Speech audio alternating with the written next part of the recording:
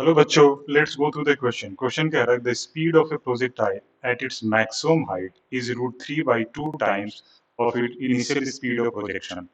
It's range on the horizontal plane is. तो किसी projectile की स्पीड जो है मैक्सिमम हाइट पे कितना दी रखी है, √3/2 times the initial speed. The range पूछ रहा है। First option is √3u²/2g, second is u²/2g, third is 3u²/2g, fourth is 3u²/g। सबसे पहले किसी भी ऑब्जेक्ट को अगर आप प्लेन में फेंकते हो 2 डायमेंशनली, तो उसको प्रोजेक्टाइल मोशन बोलते हैं और उस पर सिर्फ ग्रेविटी का इन्फ्लुएंस होगा। तो की कंसेप्ट क्या हो गया? दैट इज इस सच टाइप ऑफ प्रॉब्लम को हम लोग प्रोजेक्टाइल मोशन के अंदर डील करते हैं। तो किसी भी ऑब्जेक्ट को अगर आप किसी एंगल पे एक्स वाई प्लेन या किसी भी 2 डायमेंशनल प्लेन में फेंकते हो, when you throw it, such type of motion is called projectile motion. और ये मोशन भी ग्रेविटी के इन्फ्लुएंस में ही रहता है। ठीक है, अब आते हैं इस ये की कंसेप्ट हुआ। अब आते हैं इसके क्वेश्चन पार्ट पे और उसको सोल्व करते हैं। सॉल्यूशन पाया। कह रहा है कि speed of projectile at its maximum height is √3/2 times of initial speed of projection. तो मान लिया ये कोई प्रोजेक्टाइल है और जेंटल के साथ विथ सम स्पीड u से फेंका हुआ है। विथ मान लो it is making an angle theta with the X axis. ये एक्स एक्सिस हुआ और ये वाई एक्सिस हुआ। And after some time, suppose it follows the parabolic path and strikes the ground at point A, and this is the range of the projectile. So we have to find the value of R. We know that in the next slide I'm going to explain. At its maximum height, this is the projectile,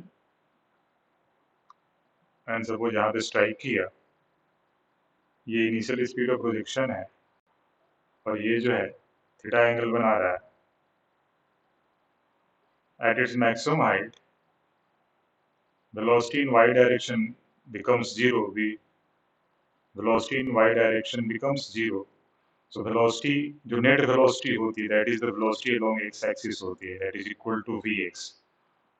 ठीक है, तो सबसे पहले we know that the velocity along horizontal direction, velocity along x axis in projectile motion always remains constant. Because reason क्या है constant होने का?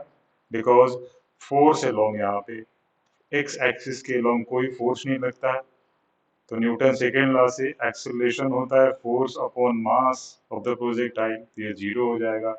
तो एक्स एक्सिस के लॉन्ग कोई एक्सेलरेशन नहीं होता, इसलिए वेलोसिटी जो है एक्स एक्सिस के लॉन्ग क्या रहती है?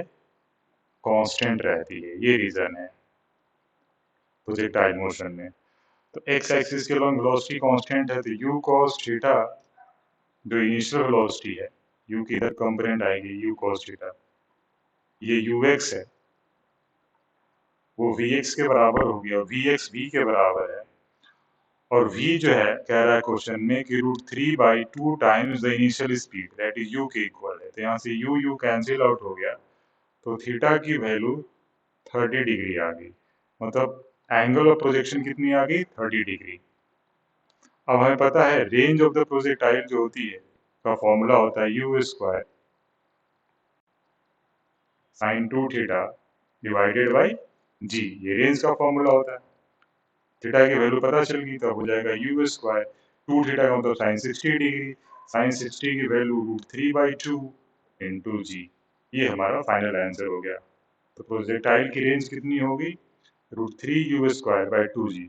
अब ऑप्शन मैच कराते हैं। √3u²/2g, option 1 is the perfect answer. I hope I answered it very. All the best.